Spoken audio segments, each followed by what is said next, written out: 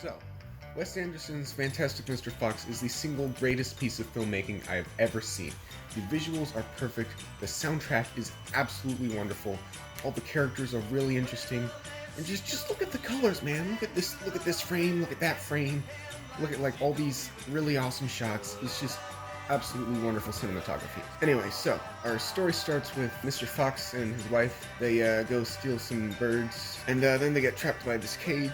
That's when his wife makes him promise that he's gonna find a different line of work and never steal ever again. Anyway, so 2 years later, that's 12 Fox years, Mr. Fox decides to steal food again. He decides he doesn't want to live in a hole anymore because it makes him feel poor. So he buys a new house in this new place where there's 3 really big businessmen who own different types of farms. You got Bogus, Bunsen, Bean. Anyway, so he steals from all 3 of their farms, he brings it back, and his wife gets mad at him because she finds out what's happening. So Mr. Fox and his wife have a kid now. His name's Ash, and he's kind of grumpy, not the happiest little fellow. Feels like he's not enough, and really doesn't help that feeling when his cousin Christopherson comes over because his dad's sick, and he's just better than Ash at pretty much everything. Mrs. Fox is really mad at Mr. Fox for breaking that promise, but you know who's even more mad? Bogus, Bunsen, Bean. They try to do a stakeout and kill him, but they only get his tail. They start digging his house out of the ground, and Mr. Fox and the gang, they all decide that the best way out of the situation is just dig and just keep on digging. And then Bogus, Bunsen, Bean orders some big old excavators, and they start digging up his home even further and further, and then they blow it up with some dynamite. And then it turns out that a bunch of the other local animals that live near the place also got dug out of their house and home because explosions are really big and excavators are really big and the area affected is really big.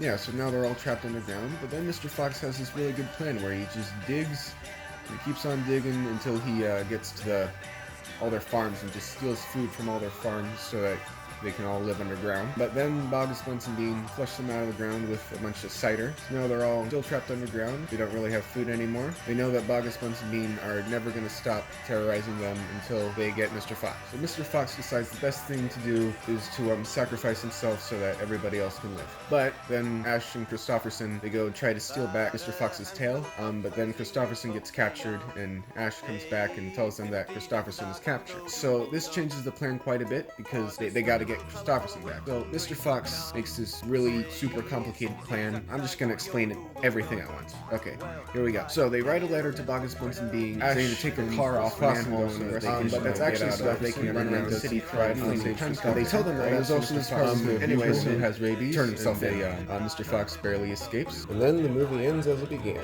Mr. Fox and the crew living in a hole. The difference is now, Mr. Fox is happy because he realized that what he really wanted wasn't to get out of the hole, but just he wanted to be a crazy, insane, wild animal.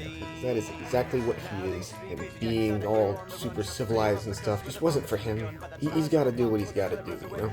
Anyway, I absolutely love this movie. It's definitely my favorite movie ever. It's going to be at the top of the tier list for probably forever. Anyway, so I'd probably rate it like 10 out of 10. No, 11. No, not 11 even. But screw it. Infinity out of 10. Alright? It's the best movie in existence that'll ever exist. Nothing's ever going to top it. If you don't like it, you're wrong.